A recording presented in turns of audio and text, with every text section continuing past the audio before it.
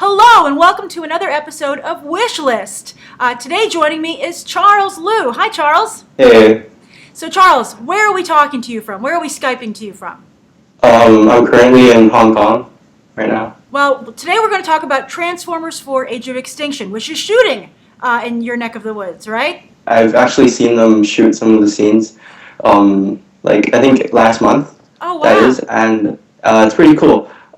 They had all these really cool cars that they had. I think they had the Bugatti Veyron as well, which is always nice to see some newer cars. And I've actually heard that they actually recreated Hong Kong in Chicago. Like they actually made a set of Hong Kong, and I looked at some video footage of it, and it's actually quite impressive. I'm quite impressed with the way wow. And you they would know. actually reconstructed the city. Yeah. Well, you would definitely know. And also, one of the reasons I picked you to participate in this wish list, not only is because you're a frequent viewer of BTT, thank you, but also because you've commented before when I discuss Hong Kong in the videos. And sometimes you're like, Grace, you're not getting it right, or you're missing this aspect of the story. So I was like, let's talk to Charles about this movie, which is really an important bridge, I think, between American filmmaking and Hollywood and also coming over to China. Right. So basically, the point I was trying to get across last time in the comments is that there's like a really clear distinction between Hong Kong and mainland China, because I'm not going to go into like a lot of the history, but Hong Kong was formerly a British colony for 100 years, and then right now we're what they call a special administrative region, which is not technically part of China. We have like a different set of legislative laws and stuff like that. There were different governmental systems. And basically I was just trying to get over to the point that like Hong Kong is not, what you would associate with like mainland China. So I was kind of emotional last time. No comments. worries. I apologize. I appreciated it. I thought it was great. Right. Obviously, I'm not upset because I picked you for this show. But no, I think you're right. And I think, obviously, there's a big spotlight when it comes to movies on your part of the world right now. Are you noticing an increased, production presence in Hong Kong? I think, I guess the most recent Hollywood film that kind of incorporated a lot of Chinese kind of scenery or setting was Iron Man 3. But then the version we got here in Hong Kong was the American version, so we didn't actually get like the Chinese kind of scenes from the movie. So that's probably it. And I don't know, we usually get like really similar films and release dates as the US audience, and there's not like that big of a difference between, I guess, like US versions of the films and Hong Kong, because they don't censor anything here. Okay. They probably do in China, but they don't really do that in Hong Kong. So are movies really big in Hong Kong? I don't really notice like midnight screening lineups. I think I've seen those for like a couple movies. I think there was like a midnight screening for The Dark Knight Rises last summer. I think that was like probably one of the biggest ever kind of Hollywood films that they released in Hong Kong. But apart from that, I think, it's not, I guess it's more like entertainment for us. It's not really that big of a deal, I guess. So more like Europe, for instance. I think that's the situation in Europe. Okay, so we're going to talk Transformers 4 Age of Extinction. All right, we each have our 5 things we want to see in the movie. So why don't you start? What's your number 1? Number one thing I want to see is, it's not really a specific thing I want to see, but I just want them to, I want Michael Bay to portray Hong Kong in a more kind of realistic or accurate sense. Because I'm sure you've seen The Dark Knight. It's like probably one of your favorite movies. It is. Do you remember the scene when Batman jumps off like a skyscraper? Like, I think, like, in my opinion, that was one of the coolest scenes shot of Hong Kong, ever. So they got it right there. Yeah, they got it right. Excellent. That was really cool, and I really enjoyed that scene. I think if Michael Bay wants to do, like, some sort of stunt, like, similar to that, it would be pretty cool. But I think in some Hollywood films, they've kind of portrayed Hong Kong in a very different kind of light as well. For example, Age of Extinction, I think that was one of the coolest scenes shot of Hong Kong, ever. I think if Michael Bay wants to do, like, some sort of stunt, like, similar to that, it would be pretty cool. But I think in some Hollywood films, they've kind of portrayed Hong Kong in a very different kind of light as well. I think if you've watched Fast Six, I believe, like the one The that last one? just came out the start of the year. I think there was one scene where they said it was Hong Kong the movie, and when I watched it, I was like wait a minute, that's not Hong Kong at all. Like they kind of like they just created like a typical kind of really cliched Asian kind of city set. Like I don't know. I just don't really like that, you know. I want them to have like a really realistic kind of approach. Well, Hong Kong Yeah. is an international destination. It's a big city like Paris or New York. So I think you want to see that, represented, correct? Yeah, that's pretty much it. Well, that's interesting. My number one is similar, and then I want to see a true melding of American and Asian culture. I feel often, as you're saying, it's a caricature or a cartoon version. It's like almost like Chinatowns here in the United States, just on a bigger scale. I want to see a more sophisticated approach to it, where we actually get to see what it's like, as you said, in Hong Kong. I want to feel like I'm in Hong Kong, not like just a few signs in the background and being like, oh, I must be in Asia. So that's what I really like to see.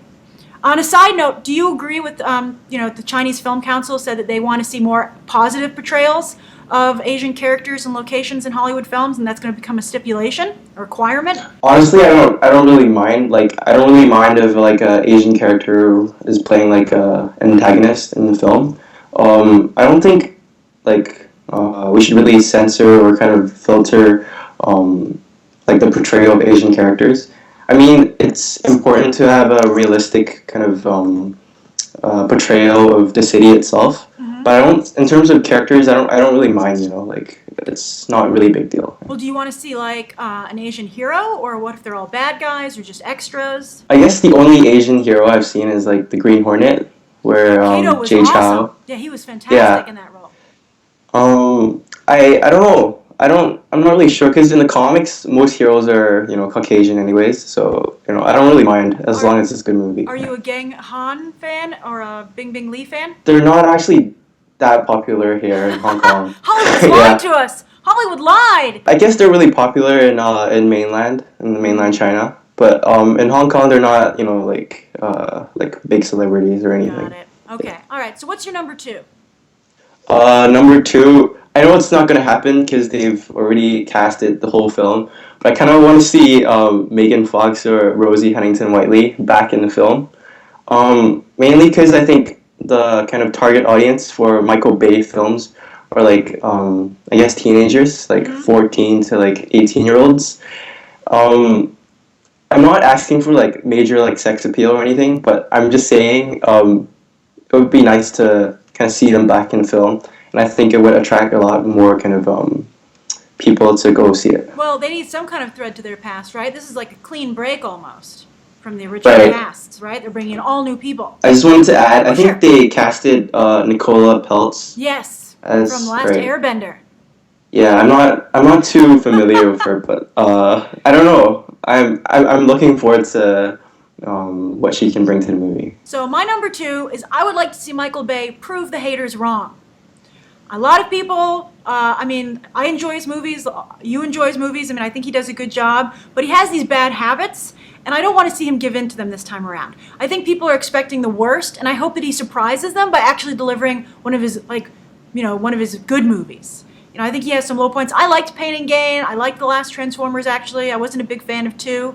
But I think that if he kind of stays away from being a little too silly and a little bit too, over the top, if he just reins himself in and proves that he can still be a professional, I think that would be awesome. And if he can just deliver a great movie, it'll be a pleasant surprise to everyone.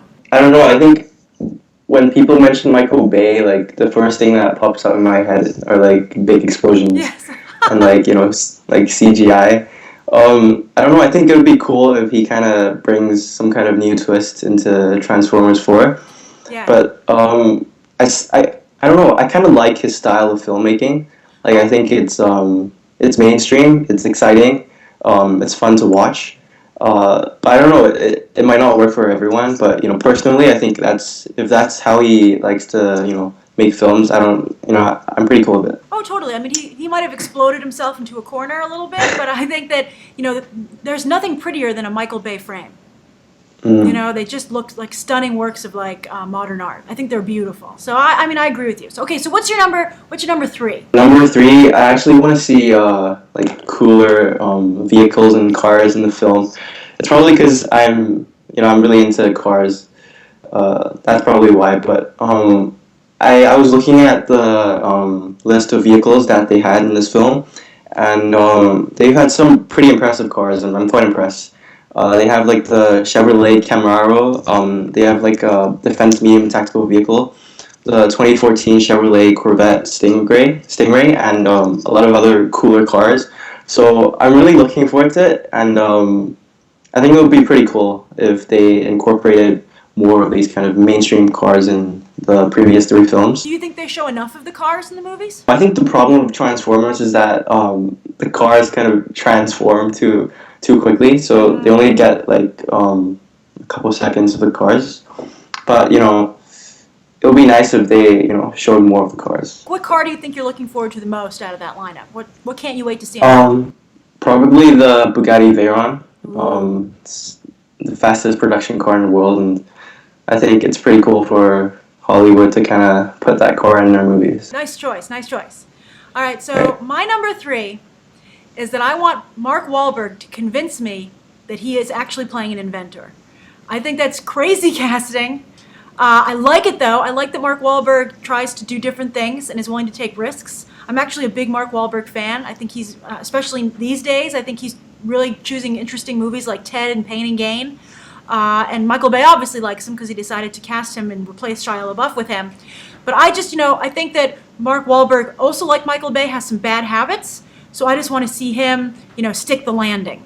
And, be a convincing inventor. I hope that they don't make that a joke in the movie, that Mark Wahlberg's playing an inventor. I hope he takes it seriously, and I hope that he has some cool inventions and he can deliver those, like, pitches and speeches and, tech talk really well. And that'll make it even more fun. I think that would be exciting. I was hoping that he would drop his Boston accent for this movie. I don't know. I just don't think it kind of suits his character at all. Mm-hmm. I think for like comedies like Ted or I don't know, more kind of fun movies like Pain and Gain, I think it's pretty cool. But I think playing an inventor and like a single father, I think he should show more kind of sophistication in the way he's acting. So I don't know, that Boston accent just doesn't really work for me. No, I agree. It keeps him from disappearing into roles. You just really see Mark Wahlberg. But I don't know if he can lose it, though, in all fairness to Mark Wahlberg. That might be the best he can do. All right, so what's your number 4? Number 4, I actually want to see more kind of actual 3D in the movie. I know it's going to be released in 3D, but I just want things to be like popping out into the screen instead of like just having 3D for the sake of having 3D. No, I agree. I call it theme park 3D, right? I mean, that's what's awesome about it. Right, and I don't know. I think the most impressive kind of 3D film I've seen is probably Resident Evil. As you've heard me say before, I think Hollywood hedges its bets trying to be able to have both a 2D and 3D print without the 2D print looking weird. But look how well Gravity and Avatar have done off of people feeling it's a must-see 3D experience. So if people were saying you have to see Transformers 4 in 3D, it would definitely help them. All right, so my number 4 is that I love all the action in the Transformers movie. They're just wall-to-wall action. I think Michael Bay does a great job with it. Now, I don't want to lose any action, but I'd like to see a little more story, and story that I can follow. Because a lot of times, like when he went to Transformers Heaven, and stuff like that, I'm like, wait, what? What's going on? Or, and often it's like a very simplistic plot. I just like to see a little more going on so that I feel more invested in the story. That's what I think. But not losing any of the action. I don't want to see this turn into some drama, but I feel we can have both because we get them in the comic book movies. Yeah, it's like I have like the same kind of opinion on that. And I think the previous 3 Transformer movies have been pretty long. I don't know if it's just me, but then I think if he could kind of shorten the film a bit and make it really action packed, I think that would be pretty great. Okay, so what's your final entry on your wish list? What's your number 5? My number 5 is actually the point that I just made. I actually want a shorter film and more kind of densely packed with like action scenes. Yeah, I think with films like with Christopher Nolan films, I think it's okay if you make it really long because he gives the story time to develop, and it's more sophisticated. But I think for kind of like a Michael Bay movie where like things are just like blowing up and there's like a lot of action scenes, I think he could kind of shorten the movie, or if he wants to keep it really long, he should really like develop the storyline more. Yeah. I think the last one was like over 3 hours, right? Because of that long battle scene. Yeah, that's pretty It long. started out really good, but then I remember even myself in the theater being like, this is taking forever. All right, so my number 5 is that, it's kind of in relation a little bit to, I think your number 2 it was, that while I think that it's great, Megan Fox was made a star by these movies, Rosie Huntington-Whiteley got a lot of exposure, and I'll be interested to see what Nicola Peltz does. I really want to see maybe a little bit of a stronger female character. I don't know, I'm not sure. Maybe the core audience is teenage and 20-something guys. I don't know. I don't know the breakdown on the demographic, but considering the money it's pulling in, there must be some women going. So if we could kind of like have like a happy medium, like with like a truce with Michael Bay, and maybe even I'm not a big Transformers fan. Are there any female Transformers? I'm not actually a big fan either. You're not? I'm No, not that's sure. funny. Yeah, Okay, sorry. all right. But even if there's just a female Transformer, just make it just throw in a little something for the female viewers. I think that would be a nice olive branch. So you say you're not a big fan of the Transformers movies. So have you seen all of them? I have. I think I've seen 2 and 3 in the cinema. I think 1 I saw. I'm not sure. I think I saw it on Netflix or something. I'm not quite sure. Why do you think that we go to these movies? We don't particularly love them. We're not big Transformers fans, but they make so much money at the box office. What do you think that, in your opinion, the pull is? Personally, I think it's like the same story with like Marvel movies nowadays. I think the thing of releasing movies in the summertime is that they really want like a really fun, action-packed movie that appeals to all demographics instead of just like one specific demographic. And although I think Michael Bay really targets that kind of teenage audience, I think it's a film that everyone would like to see purely because of all the CGI and all the action scenes. So I think it's a really fun movie for like everyone, basically. Yeah. Well, I agree. That's why I go. That's why I think you're right to point out the 3D, and maybe if you made it shorter, you could make even more money because they could just get in and out of there and just cram a bunch of screenings in there. But it's popcorn entertainment. If one of these came out at Christmas, I don't think. Well, I don't know. Everyone robots for Christmas. That's what you have under your tree, right? So, is there anything else that you wanted to say? I don't know. I'm kind of skeptical of how good this is gonna be because I think Jack Reynor playing Shane in the movie, like I've never actually heard of the guy before. Yeah, he's really new. Yeah, so I don't know. I'm kind of skeptical because they have a lot of kind of new actors. But overall, I'm quite looking forward to it because mainly because they filmed a lot of scenes in Hong Kong, and just because of the action as well. It's definitely on my must-see list. I'll be in the theater.